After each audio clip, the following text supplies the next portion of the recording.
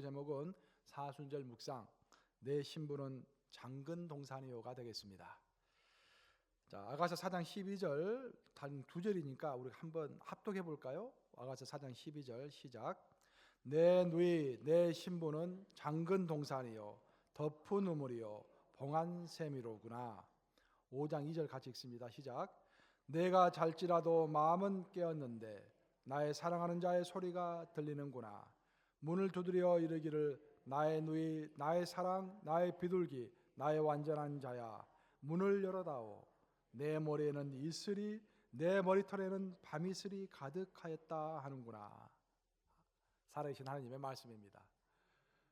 방금 5장 2절 한번 떼어보실래요? 5장 2절 방금 읽은 구절 보면은 나의 완전한 자야 문을 열어다오. 내 머리에는 이슬이 내 머리털에는 밤이슬이 가득하였도다 하는구나. 우리 예수님이 우리의 마음 문을 두드리면서 들어오지 못하고 오늘처럼 이렇게 추운 날에 밤새 내내 바깥에 서가지고 밤이슬을 맞는 그런 장면을 이야기하는 것입니다. 상상되세요, 여러분들? 상상이나 되세요?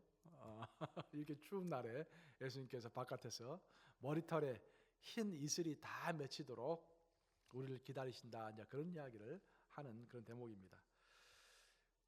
사순절을 맞이해서 지금 제가 계속해서 사순절 묵상에 대해서 이야기하고 있습니다.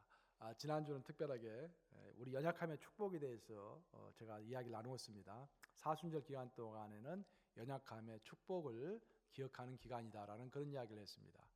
오늘은 사순절 기간 동안에는 배타적인 사랑, 절대로 다른 사람을 사랑하지 않고 예수님만을 사랑한다라는 나의 고백을 돌아보는 기간이다. 그런 이야기입니다. 우리가 어떤 작품을 만들 때는요, 무엇을 이렇게 더덕더덕 붙여가지고 만드는 소조라고 그러죠. 소조, 찰흙 같은 것을 더덕더덕 붙여가지고 작품을 만드는 그런 소조가 있는 반면에 있는 것을 깎아가지고 핵심만, 결정체만 만들어서 작품을 만드는 조각이 있습니다. 평상시 우리의 신앙은 소조처럼 더덕더덕 붙여야 합니다. 성경도 많이 읽고 뭐 기도도 많이 하고 뭐 이것저것 많이 이렇게 우리 섭취를 해야 돼요. 사순절 기간은 좀 다른 기간입니다. 사순절 기간에는 이게 더덕더덕 붙이는 기간이 아니라 이미 우리가 알고 있지만 행하지 못하고 있는 것, 아주 핵심적인 그런 질문들을 가지고 나를 이렇게 깎는 기간입니다. 다 이렇게 벗겨내고 정말로 핵심되는 메시지를 붙들고서 그 안으로 깊이 들어가는 기간이 사순절입니다. 이 사순절은 특별해야 돼요. 그러니까 우리 기독인의 생활에 있어서 1년 365일 중에서 40일은 아주 특별해야 합니다. 이 기간 동안에 우리가 집중해서 하나님을 묵상하고 좀 내가 하나님을 정말로 사랑하고 있는가? 나는 누구인가? 그리고 하나님은 누구인가? 내가 진실로 어떻게 신앙생활을 해야 하는가라는 것들을 잘 묵상해 봐야 하는 것입니다. 저명한 성경 주석가 중에 매튜 헨이라는 사람이 있습니다. 아주 고전적인 주석가인데 오래전에 돌아가셨죠. 뭐 오늘날에도 이제 많은 목사님들이 매튜 헨리의 주석을 많이 참조하곤 합니다. 그분은 신앙의 핵심이 무엇인가, 신앙생활의 핵심이라는 것이 무엇인가라는 것들 설명하다가 자기 부모의 이제 이야기를 한 적이 있어요. 자기 아버님은 이제 가난한 농부 출신이었대요. 가난한 집의 아들로서 이제 어떻게 하다 보니까 그 당시에는 분에 넘치게 영국 최고의 귀족 가문의 딸을 만나게 된 거예요. 우연하게 그 딸을 사랑하게 됐어요. 그 여자를 사랑하게 됐어요. 그러다가 그 여자도 그 남자를 사랑하게 된 거예요. 하지만 그 신분의 차이가 너무 컸기 때문에 과연 그들의 사랑이 부모의 허락을 맡을 수 있을는지 그것이 항상 퀘스천 마크였습니다. 뭐 오늘날에야 그 얼마든지 이루어질 수 있는 사랑인데 뭐 수백 년 전에 영국에서 일이었기 때문에 쉽지 않았던 모양입니다. 드디어 그 여자의 부모가 그 자기 딸이 이제 어떤 남자를 사랑한다는 것을 알게 되었어요. 그래서 이렇게 물어보았습니다. Where has he come from? 그래, 그 남자는 어느 집안의 출신이냐라고 물어봤어요.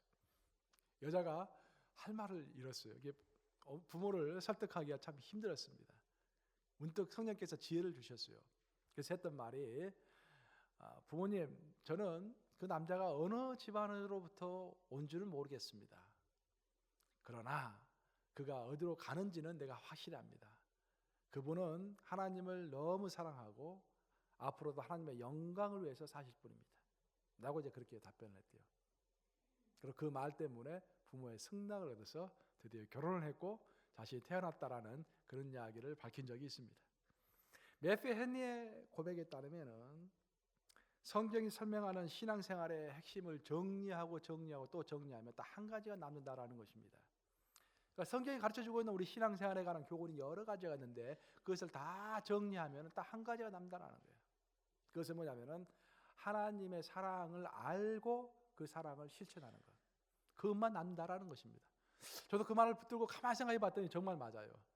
우리 예수님께서 우리 하나님을 사랑하고 이웃을 사랑하라고 했는데 또 나를 알라고 했는데 하나님을 알고 하나님의 사랑을 알고 하나님을 아는 것이 아니라 하나님의 사랑을 알고 그 사랑을 실천하는 것. 그것이 성경을 요약하면은 딱 하나 남는 것이다.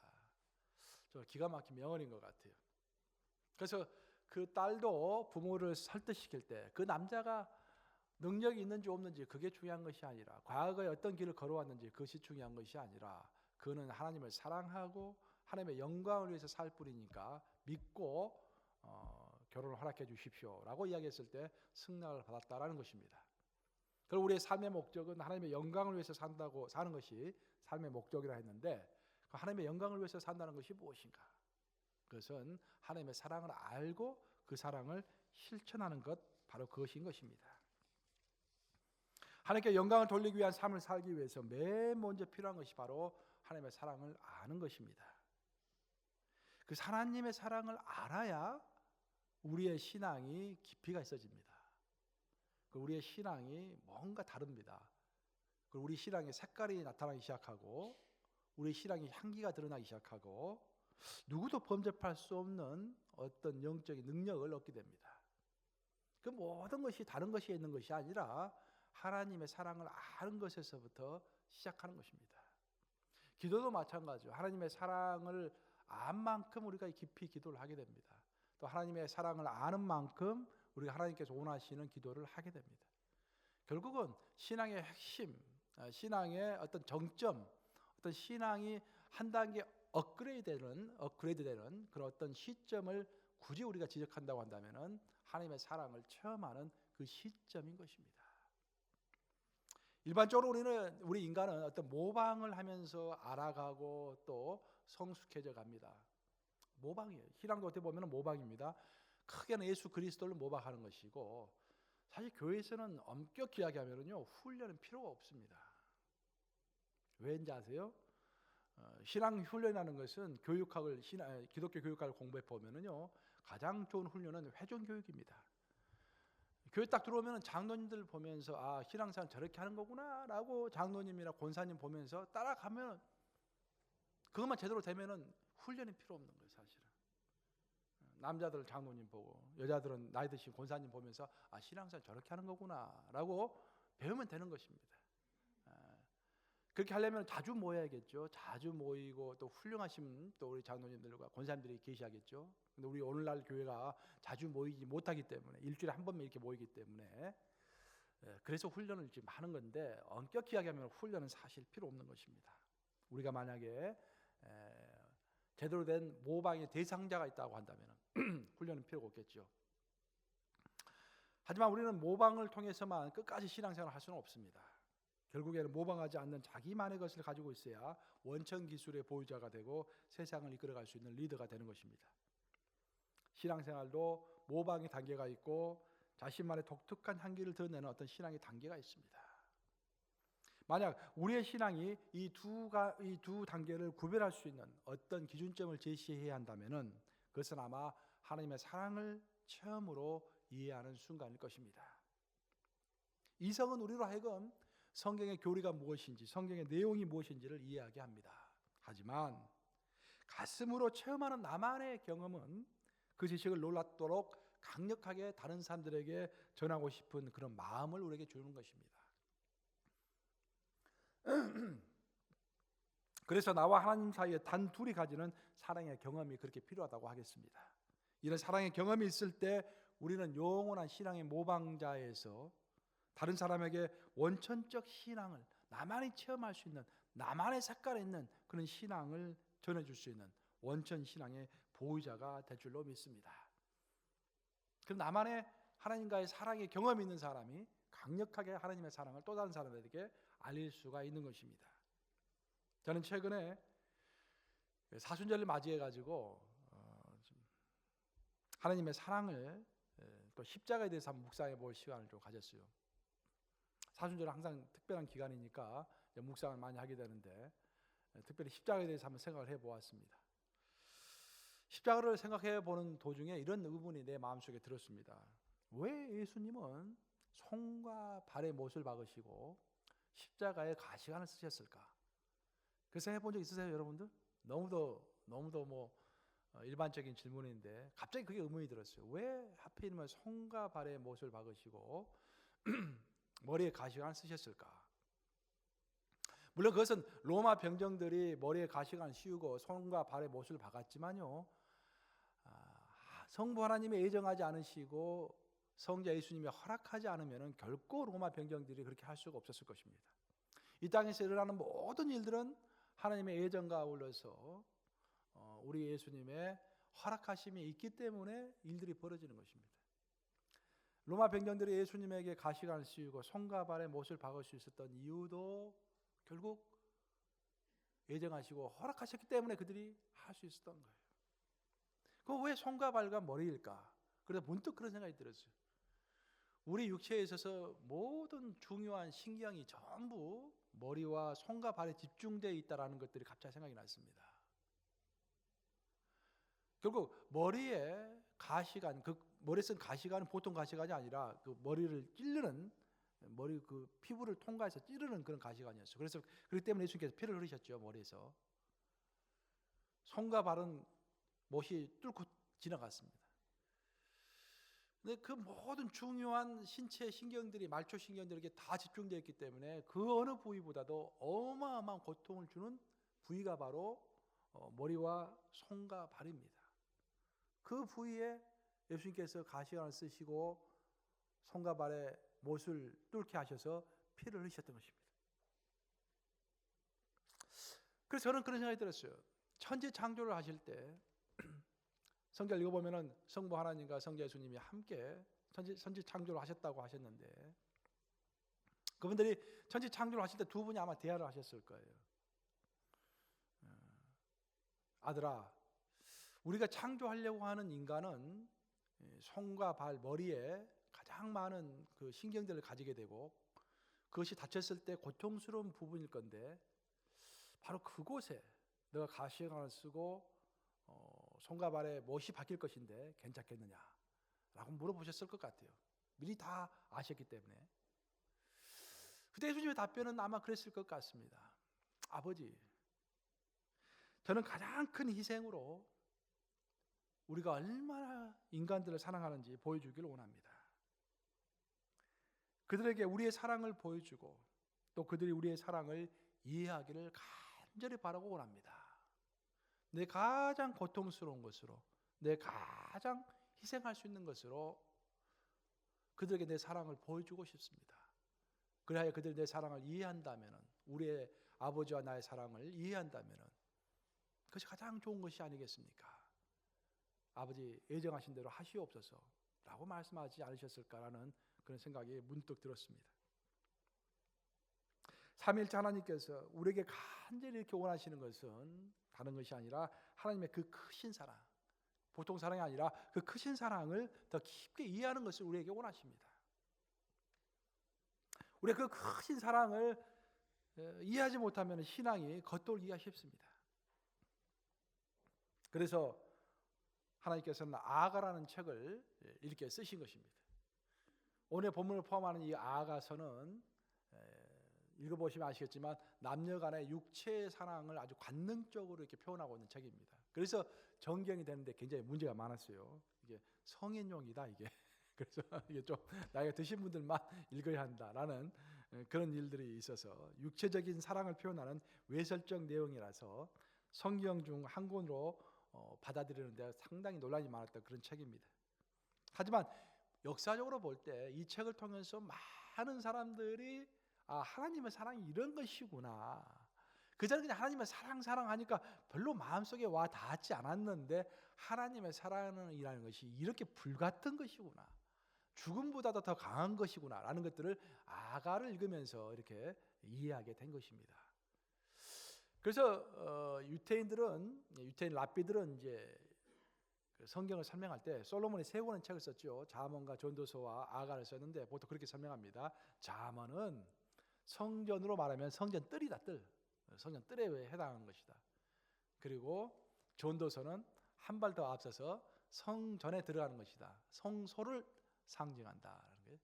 그러면 아가는 뭐냐? 가장 비밀스럽고 1년에 딱 한 번만 들어갈 수 있는 하나님의 가장 은밀한 지성소를 상징한다. 그런 이야기를 합니다. 굳이 등급을 매기자면은 잠언은 뜰에 있고, 좀 약간 뜰에 있고, 그리고 우리 전도서는 성소에 있으며 아가는 지성소에 있다라는 그런 이야기를 하는 것입니다. 그럼 우리가 무슨 책을 심도 있게 좀 읽어야겠습니까? 아가를 좀 심도 있게 읽어야겠죠. 가장 깊은 곳에 있는 하나님의 뜻이니까 그렇게 표현을 하고 있습니다. 한마디로 말해서 오늘의 본문을 포함하는 아가는 성경의 그 어떤 책보다도 우리를 향한 하나님의 그 깊고 정열적인 사랑을 나타내는 그런 책입니다. 오늘 본문 2절에서 하나님은 우리를 향한 사랑을 이렇게 표현하고 있습니다. 오늘 본문 5장 2절을 한번 같이 읽어볼까요? 본문 5장 2절 시작. 내가 잘지라도 마음은 깨었는데 나의 사랑하는 자의 소리가 들리는구나. 문을 두드려 이르기를 나의 누이 나의 사랑 나의 비둘기 나의 완전한 자야, 문을 열어다오. 내 머리에는 이슬이 내 머리털에는 밤이슬이 가득하였다 하는구나. 아가를 읽어보면 거기는 주인공으로서 한 남자와 한 여자가 나타납니다. 그래서 한 남자는 하나님을 혹은 예수님 성삼위일체 하나님을 나타내는 것이고, 그 여자는 교회 내지는 우리 개인적으로 하나님을 사랑하는 우리들을, 이제 하나님을 믿는 우리들을 상징한다고 하겠습니다. 아가는 모두 8장으로 구성되어 있는데 그 8장 내용 중에서 1장에서 4장까지는 남녀가 만나서 사랑하는 장면입니다. 처음 만나게 되고 사랑을 하게 되고 결국 결혼까지 하게 돼요. 그러고 나서 이제 5장으로 넘어오는 것입니다. 오늘 5장이죠. 5장에 넘어왔는데 처음에 보면은 내가 잘지라도 마음은 깨었는데 라고 이야기하고 있습니다. 여기서 내가라는 것은 여자를 이야기하는 거예요. 우리 교회를 이야기하는 것이죠. 또 우리 믿는 자를 이야기하는 것이죠. 내가 잠들었다라는 것입니다. 4장까지 보면은 불같은 사랑이 나와요. 근데 5장이 들어오면은 그 여자가 잠이 드는 내용이 나옵니다. 아마 너무도 열정적인 사랑을 해서 피곤했던 것 같아요. 마치 우리도 열정적으로 교회 생활을 하다 보면 좀 피곤해서 잠들 때가 있죠. 올해 1년은 좀 목사님 쉬겠습니다. 그런 내용이라고 할 수 있겠죠. 내가 잠들었다는 거예요. 피곤해서 잠이 들었다라는 것입니다. 사실 인간이 가지고 있는 삶의 형태 중에서 죽음의 가장 근접한 형태가 바로 잠이라는 형태입니다. 숨은 쉬고 있으나 의식하지 않으며 오감이 희미하게 작동하는 상태를 우리는 잠이라고 이야기합니다. 우리 신앙도 이렇게 잠들 때가 있는 것입니다. 겉으로 보면은 교회에 출석하고 별 문제가 없는 것 같아요. 그냥 앉아서 찬양하고 설교 듣고 그냥 앉아 있습니다. 그냥 별 문제 없이 잘 돌아가고 있는 것 같아요. 하지만 사실 영적 감각은 잠을 자고 있고 모든 것들이 영적인 음성들이 희미하게 작동하는 그런 상태가 있는 것입니다. 신부는 지금 잠을 자고 있었음에도 불구하고 그 마음은 깨어 있다고 했습니다. 이런 상태가 많아요. 영적으로 어느 정도 잠은 들었는데 그래도 아예 잠들지는 않아요. 성령 하나님께서 함께 하시기 때문에 아예 잠들지는 않은데 어느 정도 듣기는 듣는데 그리고 잠들어 있는 상태, 그 상태에 지금 신부가 있었습니다. 영적 감각이 아예 죽지는 않았던 것입니다. 그래서 사랑하는 신랑이 문을 두드리는 소리를 들었어요. 그리고 그의 안타까운 목소리를 잠결에 희미하게 듣는 것입니다. 선명하게 들어야 할 텐데 잠결에 있기 때문에 희미하게 듣는 것입니다. 신랑은 이렇게 안타깝게 이야기합니다. 나의 누이, 나의 사랑, 나의 비둘기, 나의 완전한 자야. 문을 열어다오. 뭘 열어다오? 문을 열어다오. 내 머리에는 이슬이, 내 머리털에는 밤이슬이 가득하였다라고 이야기합니다. 머리털에 밤이슬이 하얗게 가득할 정도로 신랑은 아주 오랫동안 그 신부가 자고 있는 방에 들어가지 못하고 문을 두드리고 있는 것입니다. 하지만 신부는 여전히 목소리는 들었지만 잠을 자고 있었기 때문에 잠결에 들은 소리이기 때문에 일어날 수가 없었습니다. 계속 잠을 자면서 목소리를 듣는 거야. 그런 사람이 우리 가운데 얼마나 많은지 모릅니다. 하나님의 음성을 아예 못 듣는 것은 아닌데 설교를 통해서 성경을 읽으면서 기도하면서 어느 정도 듣긴 듣는데 그래도 기본적으로 영적으로 잠들어 있기 때문에 행동이 전혀 나오지 않는 것입니다. 만약 우리의 신앙생활에 있어서 어떤 행동이 나오지 않고 있다고 한다면 그건 잠들어 있는 상태입니다. 바로 이 신부의 상태인 거예요. 아무리 옛날에 우리가 열정적으로 신앙을 했다 할지라도 우리가 흔히 쓰는 말 중에 하나가 왕년이라는 말을 이야기하죠. 왕년에 나도 그랬어요. 옛날에 나도 한때 그렇게 불같이 신앙생활을 했었지. 어떤 분 내가 잘 아시는 분은 항상 하는 소리가 목사님 저도 옛날에 성경을 처음부터 끝까지 한번 다 읽어봤습니다. 그것이 평생 자랑입니다. 그래서 내가 또 깜짝 놀랐어요. 성경 한번 읽는 것이 그렇게 자랑일 수가. 평생 자랑이세요. 나이가 70이 넘으셨는데도 그게 자랑이세요. 한 번 옛날 한번 성경을 처음부터 끝까지 읽은 거. 그 이후로 한 번도 안 읽었단 말이죠. 지금 그 한 번 가지고 젊었을 때 한 번 읽은 가지고 계속해서 자랑하고 계시니까 지금 영적으로 잠들어 있는 상태예요. 전혀 듣지 못하는 것은 아닌데 영적으로 잠들었기 때문에 하나님의 음성을 들어도 실행할 수 없는 것입니다. 열매 맺을 수 없는 것입니다. 우리의 신앙은 예수님께서 아주 심플하세요. 우리에게 말씀하시는 것은 심플한 것입니다. 열매 맺으라라는 것입니다. 열매는 아는 것으로 맺는 것이 아니라 행동함으로써 열매를 맺는 것이죠. 근데 잠들어 있는 사람은 결코 열매를 맺을 수가 없는 것입니다. 근데 여기서 이 말씀 중에서 정말로 놀라운 것은 뭐냐면은 지금 예수님 하나님이 그 남자가 신부가 자고 있는 문 바깥에서 문을 두드리고 있는데 얼마든지 강제로 문을 열고 들어가려면은 들어갈 수 있겠습니까? 없겠습니까? 들어갈 수 있죠. 얼마든지 창문을 통해서 들어간다든지 얼마든지 들어갈 수 있을 것입니다. 근데 놀라운 것은 신랑은 닫힌 문을 억지로 열지 않는다라는 것입니다. 오히려 신부가 안에서 문을 열어줄 때까지 밖에서 이슬을 맞으며 그 추움에도 불구하고 그냥 문을 두드리며 기다린다라는 것입니다. 바로 이것이 하나님의 우리를 향한 인격적인 사랑의 표현입니다. 신랑은 자신을 향한 마음이 없는 신부를 가슴에 품기를 원하지 않습니다. 그래서 예수님께서는 창녀라는 표현도 많이 쓰셨죠. 보면은 하나님께서는 소선지서 보면은 이스라엘 민족이 배반할 때 그 창녀라는 표현을 쓰십니다. 그처럼 신랑을 마음에 품지 않는 사람을 이렇게 가슴에 품기를 원하지 않으세요. 하나님은 대신에 정말 자기를 그리워하고 자기를 목말라하는 신부를 가슴에 품기를 원하십니다. 그것이 바로 하나님의 자존심입니다. 이런 것들을 잘 이해하셔야 돼요. 이것이 바로 우리의 관심이 다른 존재를 향하는 것을 절대로 참을 수 없는 우리 하나님의 불같은 질투인 것입니다. 우리 하나님은 굉장히 자존심이 세신 분이에요. 우리가 다른 것을 사랑하면서 동시에 하나님을 사랑하는 것을 절대로 용납하지 않으십니다. 그 사람은 절대 품지 않으십니다. 여기에 신앙의 핵심이 있다고 저는 생각합니다. 우리는 모든 것을 하나님을 사랑하지 않는 것은 아니에요. 하나님을 사랑하지 않는 것은 아닌데 이것도 사랑하고 하나님도 사랑하는 거예요. 우리는 그렇죠? 이것도 사랑하고 하나님도 사랑하는 거예요. 여러 가지 합리화를 시킵니다. 이것도 필요하고 우리 가정도 필요하고 비즈니스도 필요하고 내 공부도 필요하고 다 하고 싶어요. 근데 우리 예수님의 가르침은 아주 심플합니다. 너는 먼저 그의 나라와 그의 의, 나를 먼저 사랑하라. 나만을 사랑하라. 나 외에 다른 우상을 섬기지 말라. 예수님은 또 하나님은 아주 자존심이 강하신 분이어가지고 우리가 이것저것 다 사랑하는 마음을 품고 있는 자를 가슴에 품지 않으세요. 오직 한 분만, 내 신랑만 정말로 간절히 사랑하고 간절히 목말라하는 그런 신부를 가슴에 품는 것입니다. 그런데 신부는 이런 갈급한 신랑의 마음을 잠시 뒤로 한 채 홀로 잠자리에 들어 있습니다. 오늘날 이런 신앙, 이런 교회가 너무도 많은 것입니다.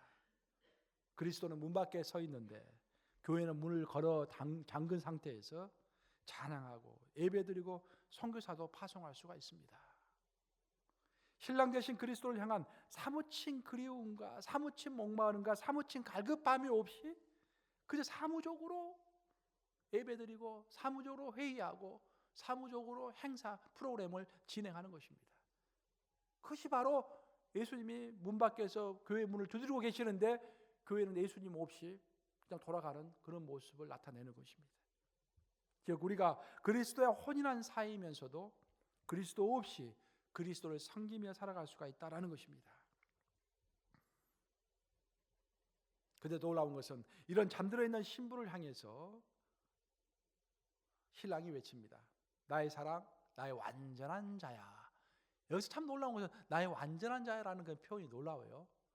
흠없는 자야 그런 뜻이에요. 나의 흠없는 자야라고 이야기하고 있습니다. 그리고 예수님은 문 몇 번 두드리다가 문 열지 않으니까 돌아갔습니까? 아니면 끝까지 서서 두드리고 계십니까? 끝까지 서서 두드리고 계세요. 이게 정말 감동스러운 거예요. 너무 감동스러운 거예요. 끝까지 돌아가지 않고 계속 문을 두드리는 것입니다. 포기할 수 없는 사랑입니다. 우리 하나님은 우리를 한번 선택하시면요 포기하시는 법이 없습니다.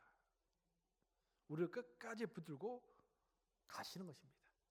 그래서 어거스틴은 하나님의 사랑을 그렇게 표현했죠. 그분은 마치 이 세상에 나 한 사람밖에 없는 것처럼 나를 사랑하시는 분이다.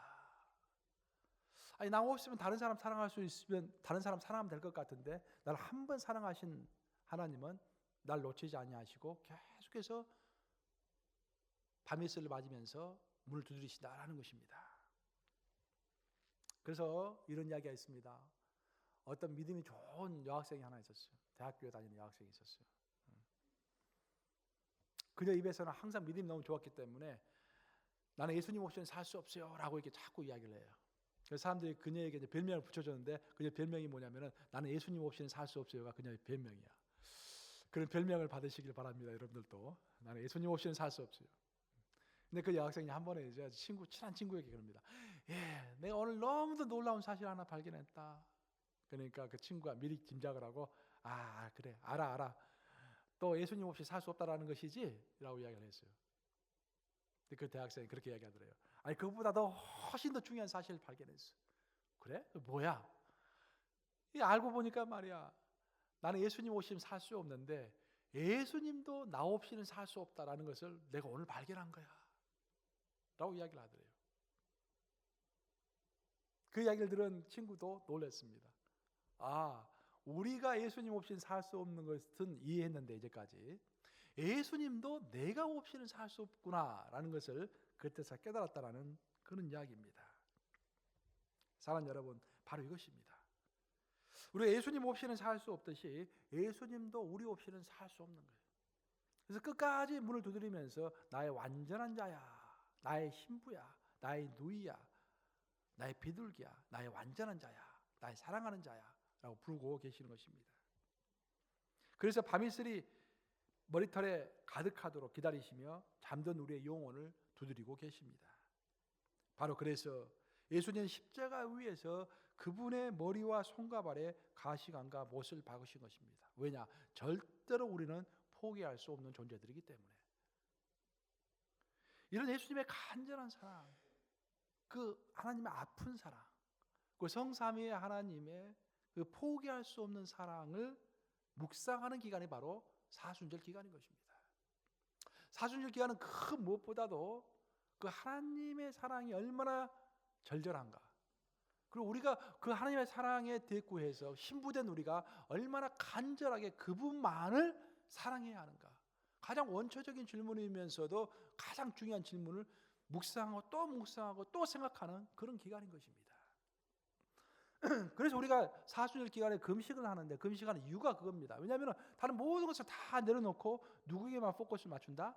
하나님에게만 포커스를 맞추기 위해서 금식하는 것입니다. 기도응답 받기 위해서 금식하는 거 아니에요.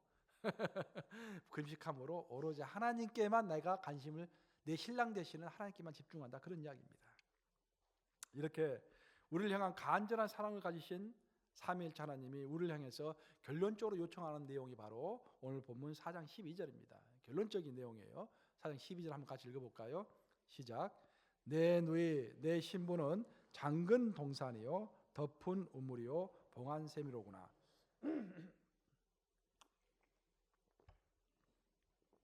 이걸 잘 이해하시고 사순절 기간에 묵상 많이 하시기 바랍니다. 하나님이 우리에게 원하시는 것은 우리가 오직 그분만을 위해서 장근 동산이 되는 것이요 덮은 우물이 되는 것이요 봉한 샘이 되는 것입니다. 장근 동산이라는 말은 아름다운 동산이 있는데 그 동산에 장근 장치가 있는 거예요. 문을 딱 열쇠를 잠가 놓은 것입니다. 그리고 그 키는 누가 갖고 계십니까? 하나님이 갖고 계시는 거예요. 오직 하나님만 그 키를 열고 그 아름다운 동산에 들어갈 수 있는 거야. 그리고 우물이 있는데 그 동산 안에 아름다운 우물이 있는데 그 우물을 덮어놨어요. 그리고 샘이 있는데 그 샘을 봉해놨어요. 쉽게 사람들이 찾아볼 수 없습니다. 발견할 수 없습니다.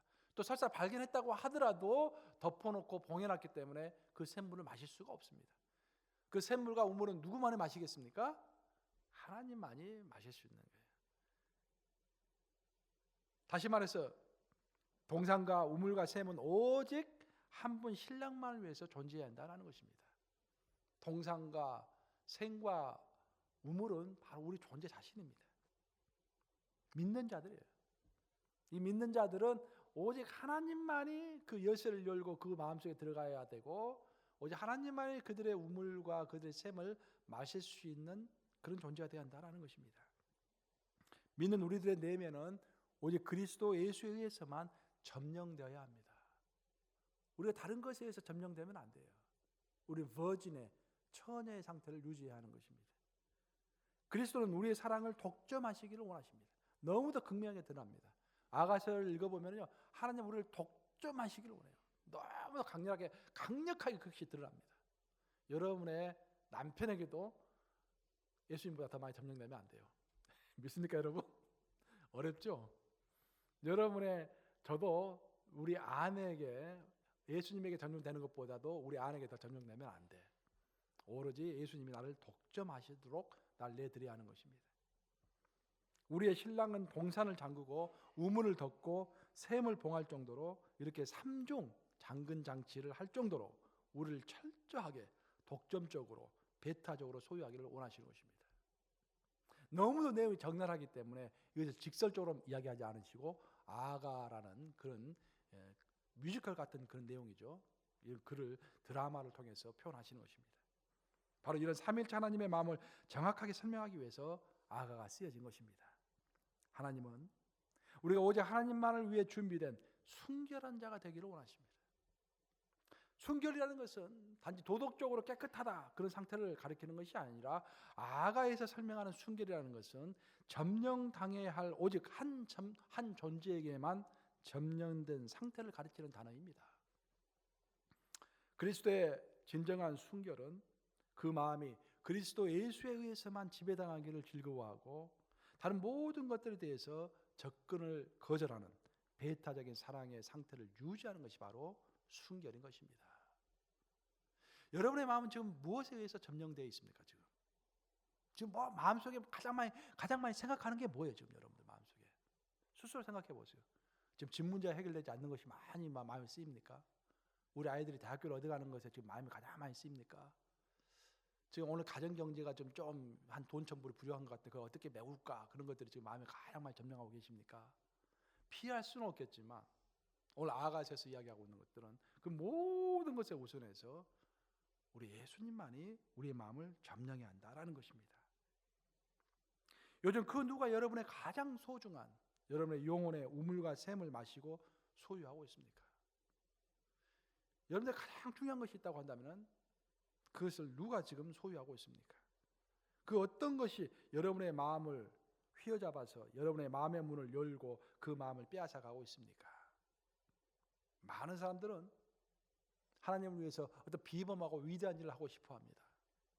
하지만 하나님이 우리를 향해서 맨 처음 가장 우선적으로 우리에게 원하시는 것은 우리가 잠근 동산이요 덮은 우물이요 봉한 샘이 되어서 오직 하나님 한 분에게만 점령되고 하나님 한 분에게만 드려진 그런 존재가 되어서 오직 하나님만 갈구하고 갈급한 심령으로 바라보고 기다리는 그런 존재가 되기를 원하시는 것입니다. 바로 이 일에 우리가 충실할 때 하나님의 그 나머지 일들을 다 책임지겠다고 우리에게 말씀하신 것입니다. 이 말씀을 명심하심으로 사순절 기간 동안 다시 한번 자신을 온전히 하나님께 드리며 정말로 하나님께만 점령된 사람, 그 예수님을 갈급한 심령으로 그리워하고 사모하고 정말 그 사랑하는 신부가 신랑을 사랑하는 신부처럼 그 갈급한 심령을 다시 한번 회복하시는 사순절 기간이 되시기를 주님의 이름으로 축복합니다.